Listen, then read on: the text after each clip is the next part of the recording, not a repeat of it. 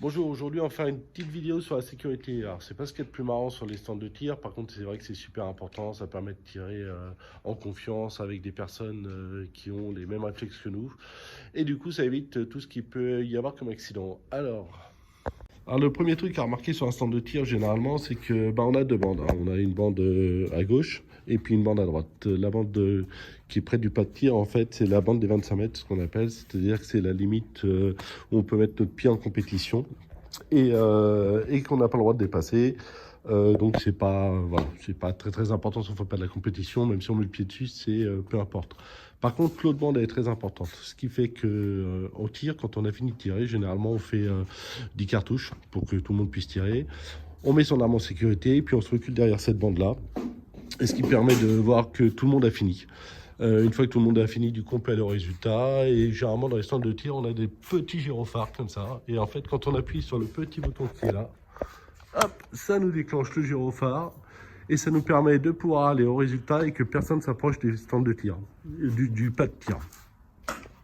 Donc ensuite, on va parler de l'arme, comment on déplace l'arme. Donc on a notre petite mallette, on déplace l'arme sur le pas de tir. Et puis comme on considère toujours une arme comme chargée, on va diriger le canon vers la cible, bien sûr. Quand on ouvre, on voit que c'est dans ce sens-là, donc on le tourne et voilà. Hop. Ensuite, on va mettre son arme en sécurité. Donc pour mettre son arme en sécurité, c'est tout simple. Hein. Donc on met la culasse en arrière et puis on va mettre notre petit cordon de sécurité à l'intérieur. Ce qui fait que voilà, notre arme elle est vraiment en sécurité. Hop, une fois qu'on a ça, on sort tout ça, on range notre petite boîte. Et puis là, du coup, on va être prêt à tirer. Donc là, comme on dit, on est prêt à tirer. Et généralement, on fait 2 x 5. Alors, 5, c'est le chiffre fétiche, en fait, chez les tireurs sportifs.